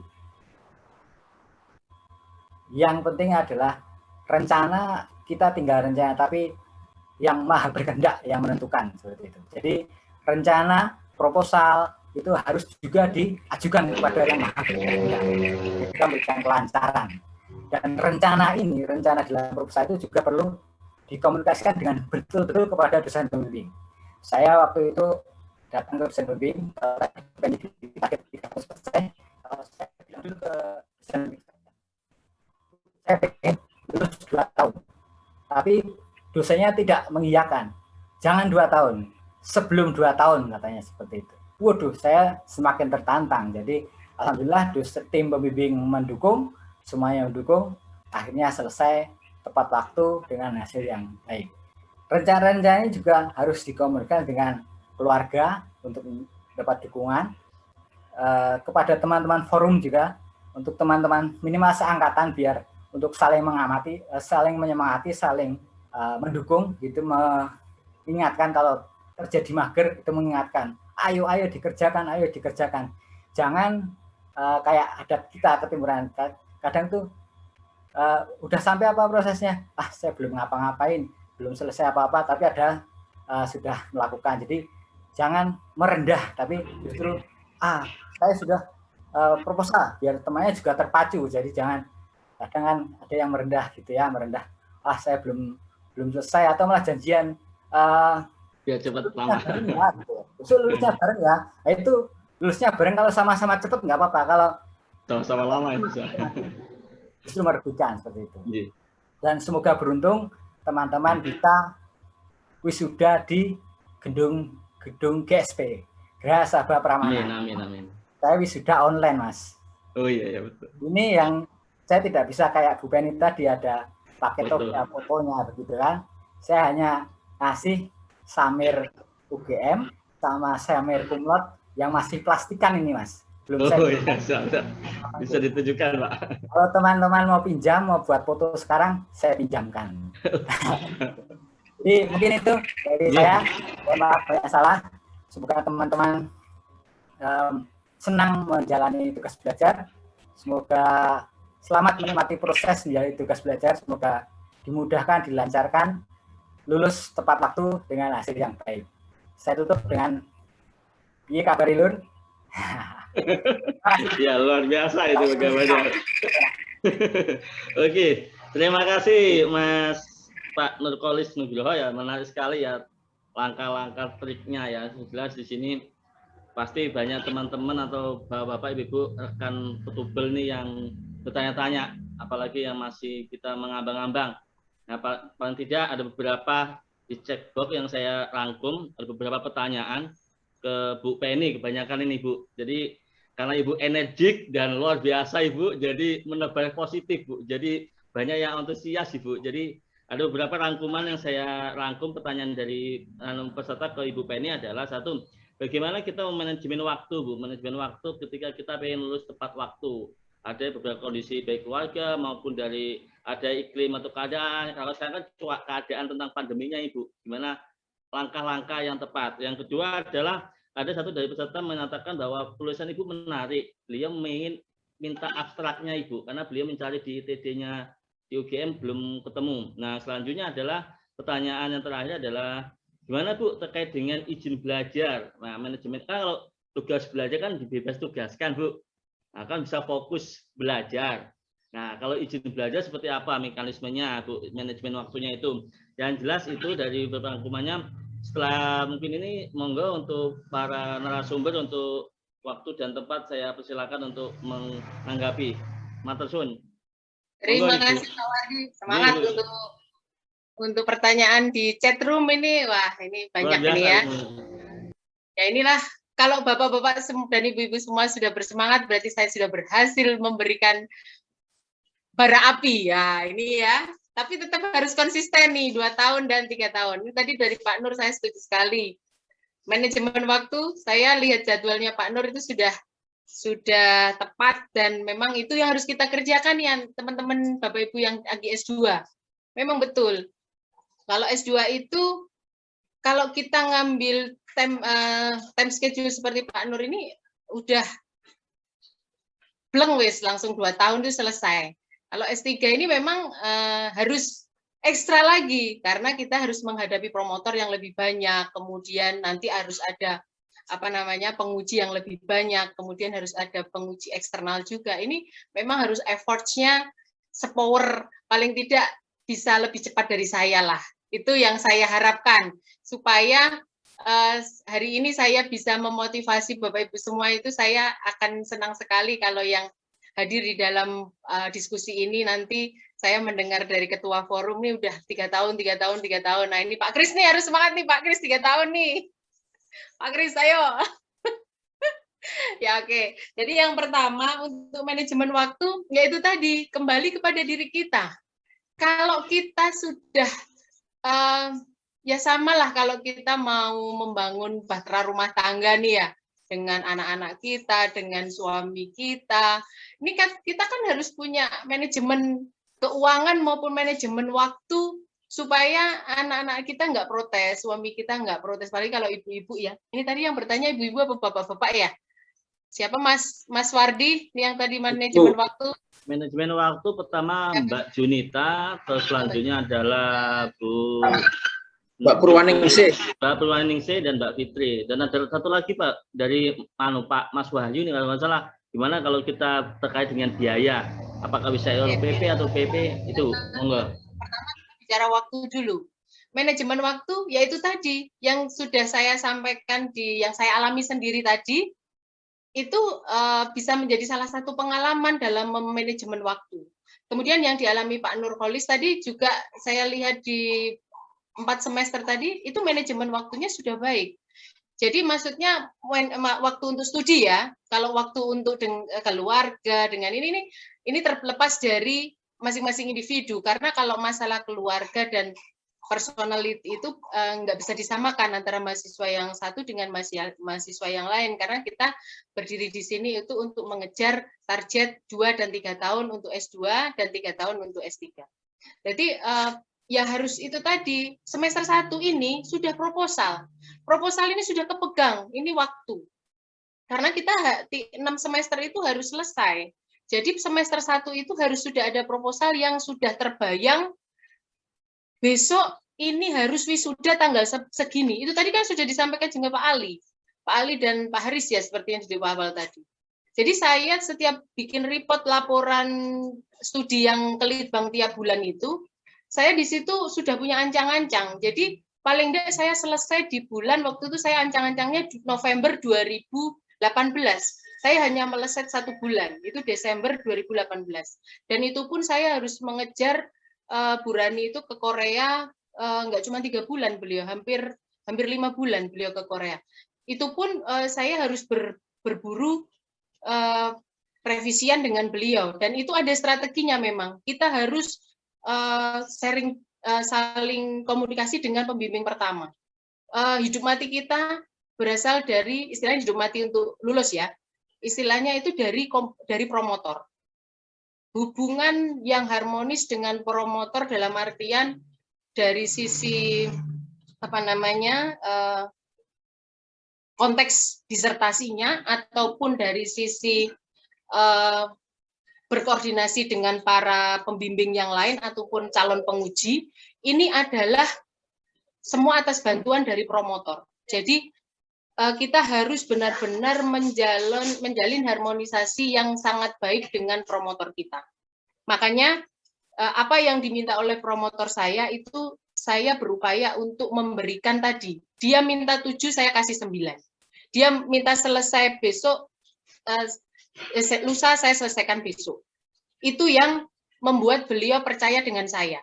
Sehingga beliau harus memutuskan saya harus sidang terbuka. Itu karena menjadi suatu kebanggaan tersendiri. Dia tidak mau saya hanya ujian tertutup. Dia harus bangga dengan saya punya prestasi seperti ini, dia sebagai pembimbingnya, dia mempunyai kebanggaan tersendiri. Itu yang beliau sampaikan sendiri di dalam kepada saya. Saya tahu kualitas Bu Penny. Saya harus membuktikan kepada para tim ahli yang di Bapet ini bahwa Bu Penny bisa sebagai anak bimbing saya. Karena beliau terakhir memberikan sidang terbuka itu dari dosen Lampung, beliau sekarang Bu Lastri, Dr. Lastri itu sudah almarhum kemarin karena kena COVID. Kemudian yang berikutnya ini bimbingan beliau saya. Jadi setelah itu besok tahun depan beliau pensiun, ya, saya yang terakhir sidang terbuka untuk bimbingannya beliau. Jadi ini saya sampaikan. Untuk manajemen waktu itu kembali lagi ke Bapak Ibu semua. Jadi kalau misalnya yang disampaikan Pak Kris tadi untuk S2, Pak Nurkolis tadi untuk S2 itu sudah sangat betul sekali.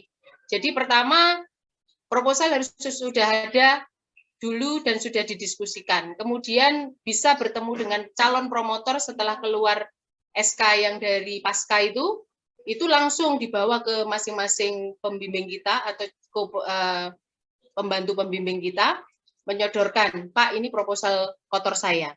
Tolong Bapak baca. Nanti besok menghadap lagi.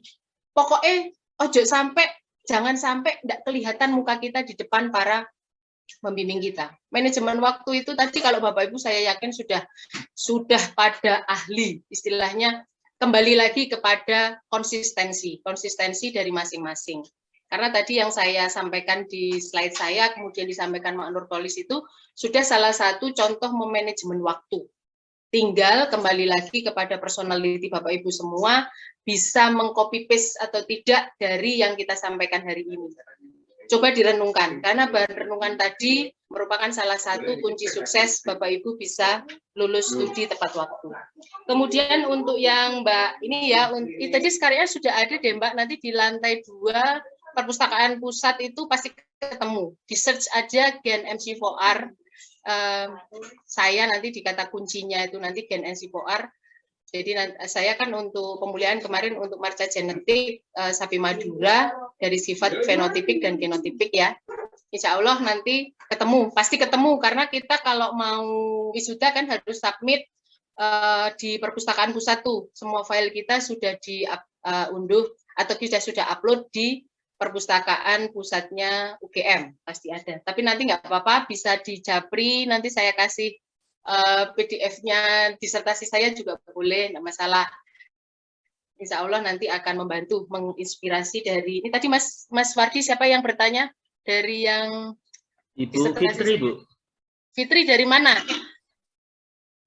Saya dari Kaltim Bu Penny. Kalimantan Timur pemulihan ya? Saya pemulihan tapi tak pemulihan tanaman, cuma saya tertarik dengan tema penelitiannya itu Bu. Mungkin ada komunikasi lebih lanjut Mbak Bu. Kurang lebih nggak beda lah Mbak kalau ya pemulihan ya. Jadi nanti secara marka genetik untuk seleksi tanaman. Sekarang juga saya masih bantu ngerjakan yang untuk hijauan pakan ternak juga untuk seleksi secara marka molekuler. Kemudian yang ketiga tadi biaya ya. Nah, ya, kalau biaya dari perlu pengorbanan. Kalau RAB-nya tadi saya ngajukan 200 juta di approval cuma 66 juta, ini memang rezeki saya. Nah itu tadi kembali lagi kepada rezeki yang sudah diberikan Allah kepada saya. Ya kalau misalnya kita harus menyekolahkan SK, ya itu memang rezeki yang harus saya tempuh selama gaji saya cukup. Betul, Bu. Tapi itu harus saya lakukan. Ada pengorbanan lebih, Bu, ya, pengorbanan Ya, untuk ini ya. terlanjur basah dan saya harus memang harus ada di situ, saya harus berenang di situ. Jadi kalau biaya kurang ya gimana caranya, yang penting kita sudah berkoordinasi dengan keluarga, mau keluarga dari kita sendiri ataupun dari suami kita, mereka pasti akan membantu. Nggak mungkin udah nanti kalau aku sudah kerja tak sahur ya utangi, itu mereka akan paham. Nah, seandainya bisa strategi yang kedua dengan nebeng di dalam RUPP atau RPTP-nya masing-masing institusi kita, itu akan lebih memudahkan lagi. Tetapi seandainya kita sudah terlanjur basah, harus menempuh dan menyekolahkan SK kita untuk membiayai sekolah kita, ya memang itu harus terjadi kan.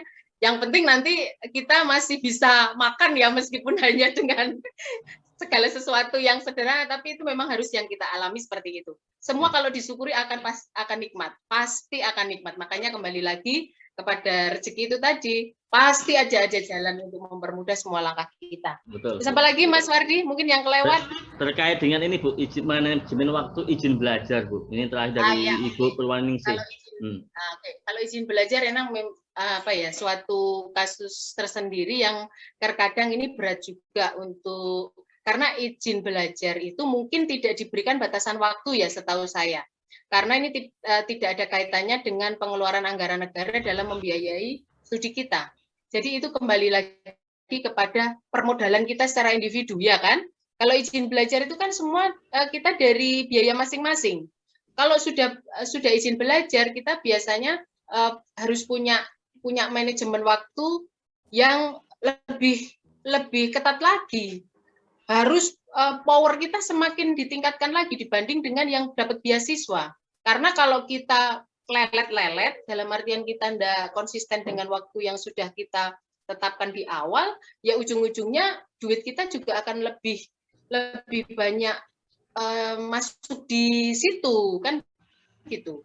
Jadi kuncinya ya udah kooperatif dengan keluarga kita, suami kita, istri kita, anak-anak kita, orang tua kita. Nah ini kuncinya. Kalau izin belajar ini memang case yang berbeda, dalam artian komitmennya harus lebih kuat lagi dibanding yang tugas belajar. Nah ini kalau izin belajar masih harus absen mungkin ya. Kemudian, nah ini yang izin belajar dari mana ini? Dari BPTP DIY. Kalau BPTP DIY nggak masalah, dekat ya. Kan yang izin belajar datang, Bu, BPTP Jateng ada satu orang izin belajar. Iya, satu jauh Bu Penny. Kalau Jateng kan harus ya, tapi kalau online insya Allah gampang ya. Kalau online kan sekarang kan masa pandemi ada untungnya, ada rezeki juga untuk bisa online nggak tiap hari kan Bu. Jadi pokoknya lebih semangat Bu, jangan mau kalah sama yang dapat beasiswa. Iya. Tapi kalau saya karena jauh, jadi agak-agak ada ini khusus. Jadi mungkin pengalaman juga untuk teman-teman ya. Di sini ada Bu Lela, masih ada nggak ya Bu Lela Kalsel? Masih ada ya? Mohon izin, saya dari tadi off kamera karena ada sambil ada yang dikerjakan. Salam kangen Bu Penny. Jadi ini pengalaman untuk saya yang izin belajar. Kebetulan saya itu izin belajarnya karena saya posisi di Malang, kemudian izin belajarnya di Jogja. Ternyata ada kendala sendiri dalam penerbitan izinnya karena di peraturannya izin belajar itu ternyata tidak boleh lebih dari 60 km jaraknya. Itu bukan dari Kementan tapi Menpan justru. Nah,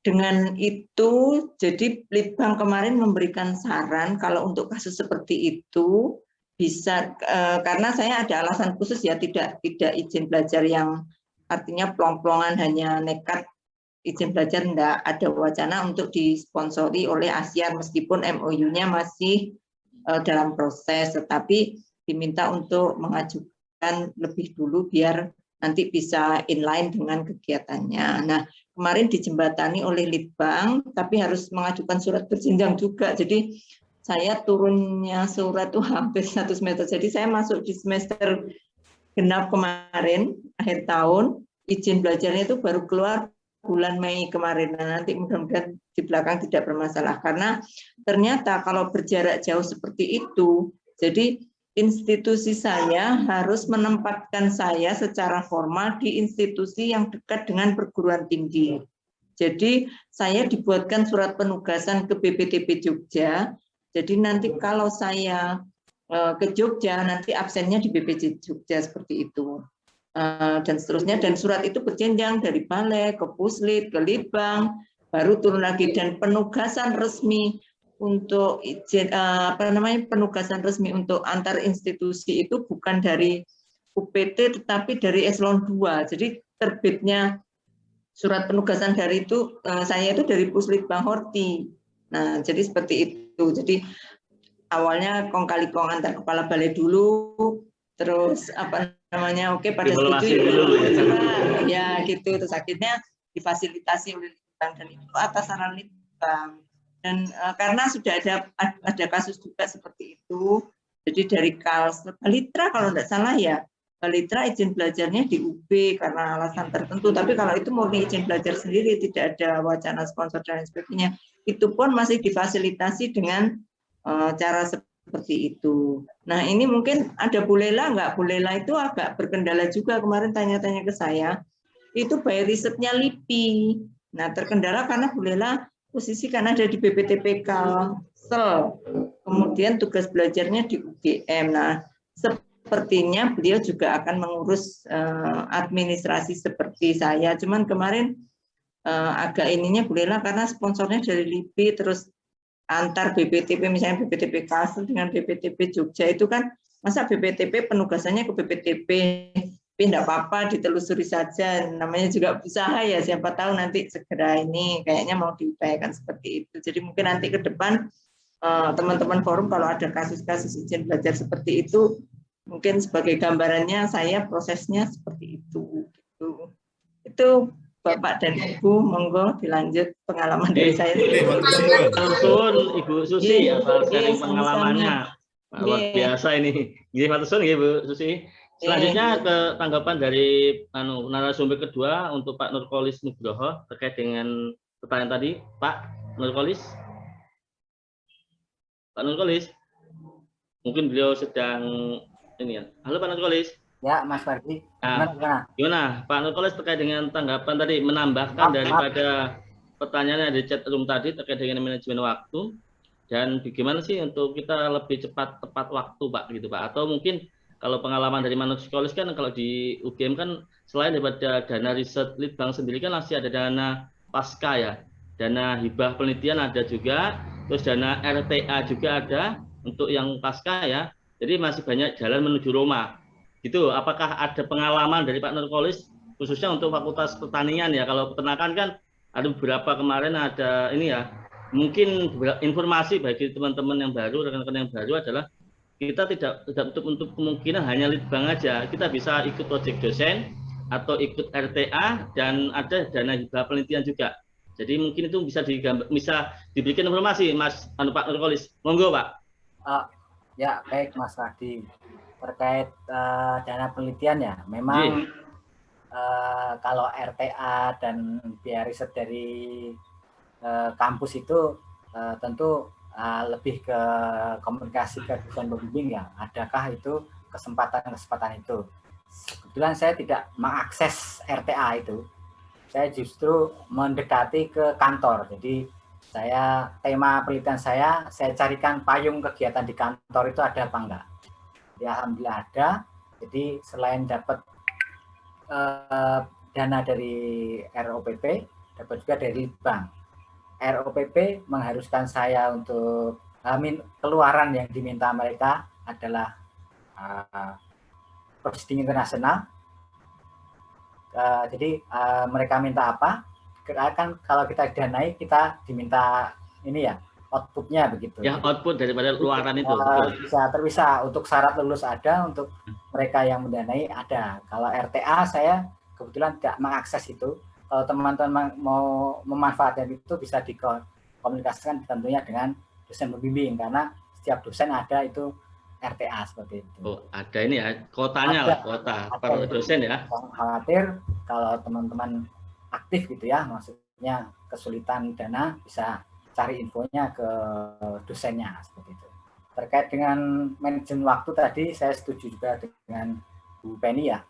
Tentu pertama memang kalau saya itu pengen cepat lulus karena saya nggak mau ngurus perpanjangan studi.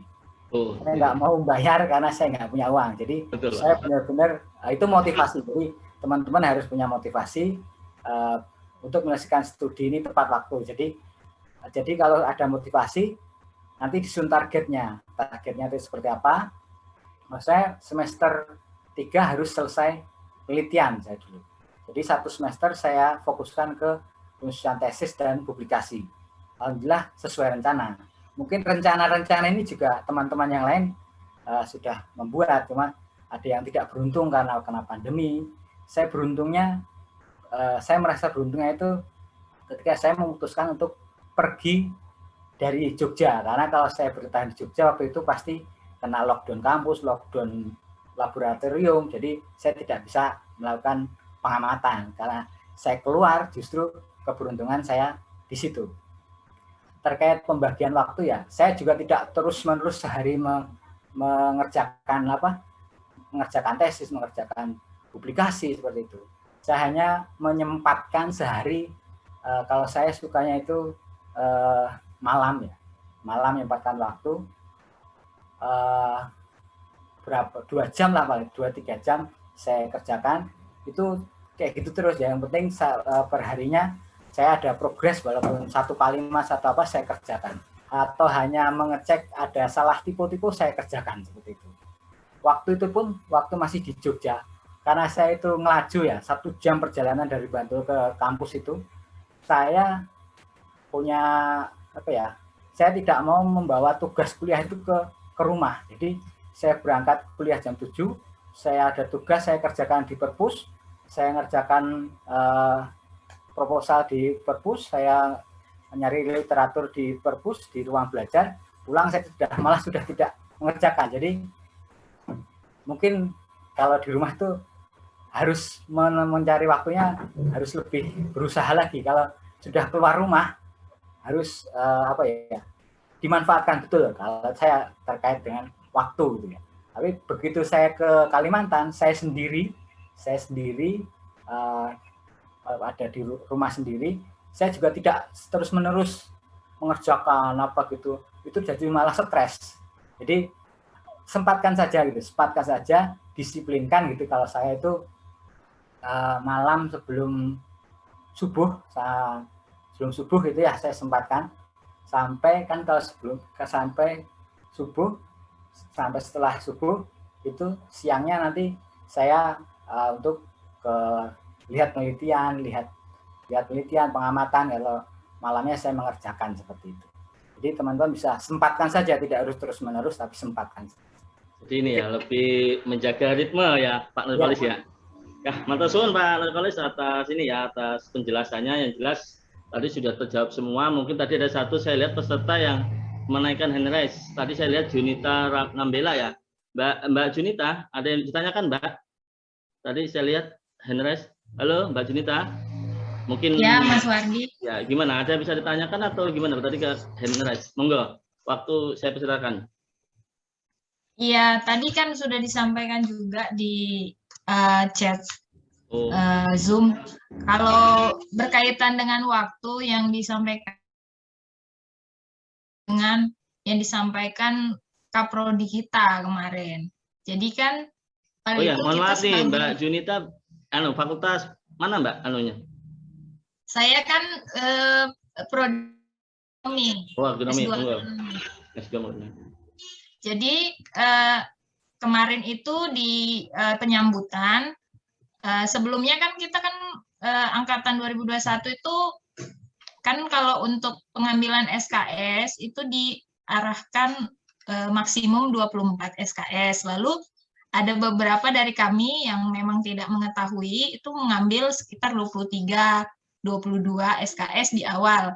Lalu itu Ibu Kaprodi kita, Ibu Budia Suti Kurniasi, Ibu Budi itu sempat mengarahkan kita untuk kalian jangan ambil 24 SKS atau 20 kurang dari 23, 24 SKS di awal.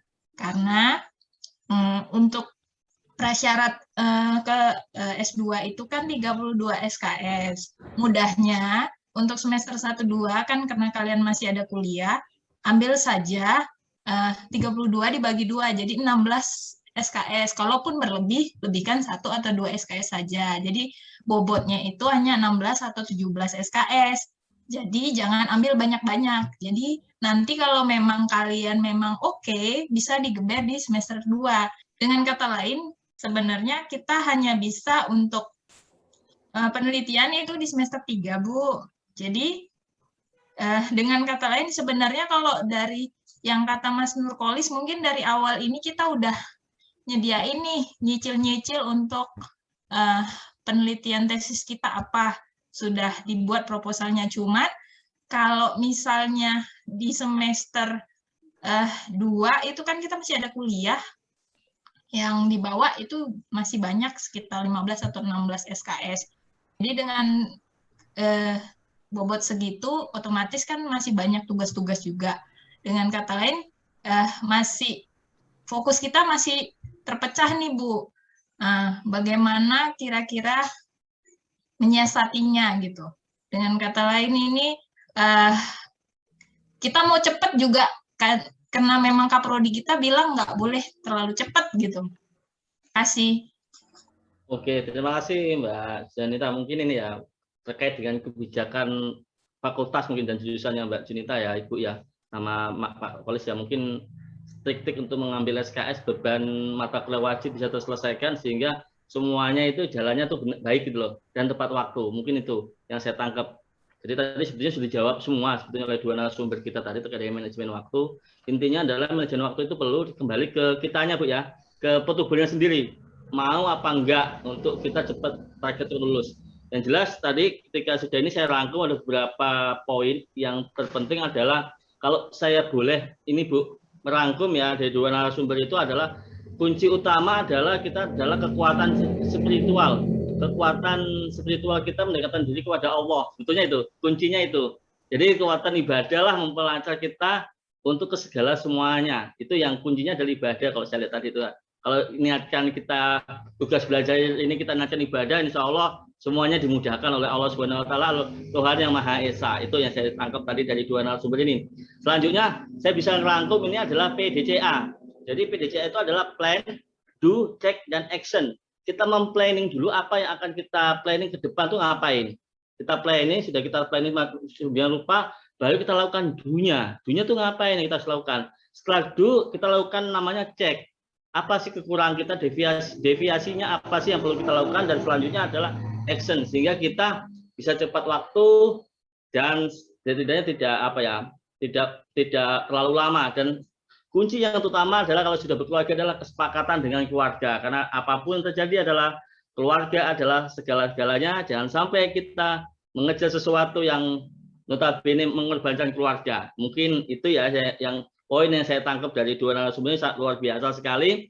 Jadi karena waktu sangat energi ya ini sangat luar biasa, mau sampai 1 jam Bu dari waktu yang disediakan. Ini luar biasa. Mungkin next depannya adalah kita ngebahas diskusi yang lebih menarik lagi, mungkin bisa juga antara terkait dengan publikasi ya, mungkin bagus juga itu untuk selanjutnya di forum ini kita sendiri. Mungkin itu aja dari dua narasumber. Sangat terima kasih kepada Bapak Nurkolis Nugroho SPMFC atas paparan dan ininya, semoga menjadi ladang pahalanya Bapak dan dimudahkan segala urusannya oleh Allah Subhanahu Wa Taala dan cepat menjadi peneliti aktif kembali Pak. Dan terima kasih kepada Ibu Dr. Penny Wahyudi Primadani SPT MMP terkait dengan motivasi dan arahan dan sangat triknya. Semoga menjadi ladang pahala Ibu dan semoga segala-galanya dimudahkan oleh Allah Subhanahu Wa Taala.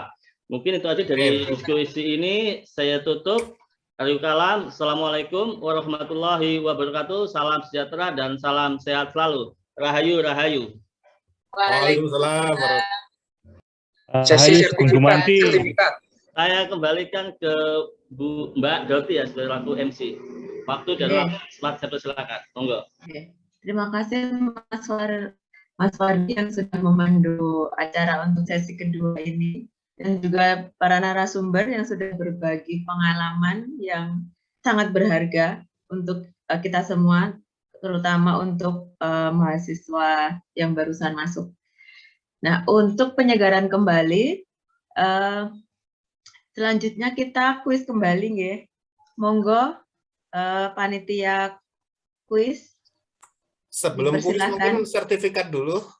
Oh iya. Masanya cuma bisa ngasih sertifikat ya. Terima kasih banyak. Bu Penny, Mas Nur, Mas Giara disiapkan sertifikatnya nggih? Sambil menunggu. Ya, baik Bapak dan Ibu ya, teman-teman sekalian. Atas presentasi yang sangat luar biasa nih dari narasumber. Monggo. Saya serahkan sertifikat penghargaan ke Mas Nurholis Nugroho SP MSc. Monggo Mas, diterima ya Mas. Kemudian yang kedua, sertifikat dan penghargaan kami sampaikan kepada Ibu Dr. Penny Wahyu Prihandini, SPT MSc. Terima kasih. Monggo Ibu. Alhamdulillah, terima kasih. Matur sembah suwun. Matur suwun ya, Bu Penny jangan kapok ya. Semangat ya, saya senang hari ini.